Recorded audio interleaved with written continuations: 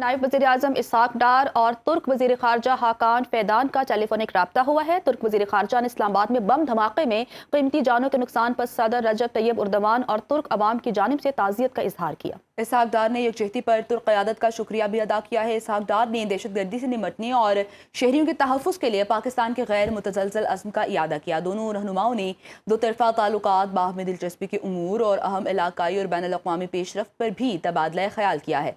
अहम मुलाकात हुई है। इसहाक डार का दहशतगर्दी से निमटने, शहरियों के तहफ़्फ़ुज़ के लिए पाकिस्तान के गैर मुतज़लज़ल अज़्म का इयादा और दोनों रहनुमाओं का दो तरफ़ा ताल्लुकात और बाहमी दिलचस्पी के उमूर पर तबादला ख्याल भी हुआ है। नायब वज़ीर-ए-आज़म इसहाक डार तुर्क वज़ीर ख़ारजा का टेलीफोनिक राब्ता हुआ है, जिसके मुतालिक आपको अपडेट्स दे रहे हैं।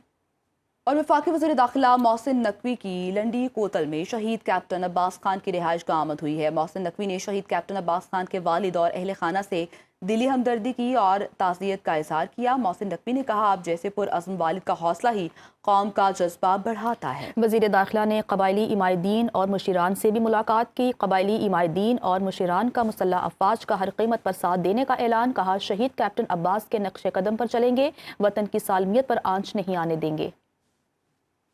पाकिस्तान को मुस्तकिल दुश्मन बनाकर रखने की पॉलिसी नाकाम हो चुकी है। ये एतराफ़ किसी पाकिस्तानी तज्ज़ियाकार का नहीं बल्कि भारतीय रुकन पार्लियामेंट और सीनियर सियासतदान शशि थरूर का है। शशि थरूर ने इंडियन एक्सप्रेस में अपने कॉलम में बीजेपी की जारहाना और तसादुमी पॉलिसी को गलत, गैर मौसर और ख़तरनाक करार दे दिया। बीजेपी का वो बयानिया जिसमें अमन को शिकस्त और जंग को ताकत समझा जाता रहा, अब खुद भारत के अंदर सख्त सवालात की जद में है।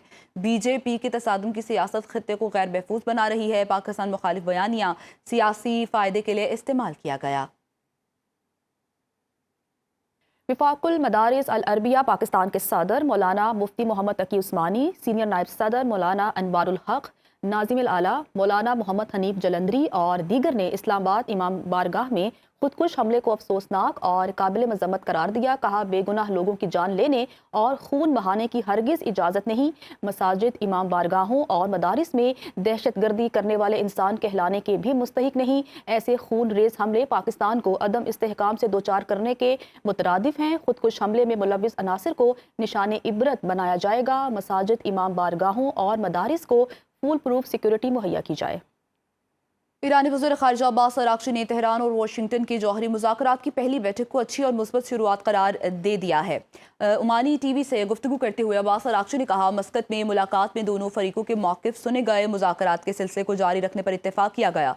आइंदा मरहले के लिए मुज़ाकराती टीमें अपने अपने आला हुकाम से मशवरा करेंगी।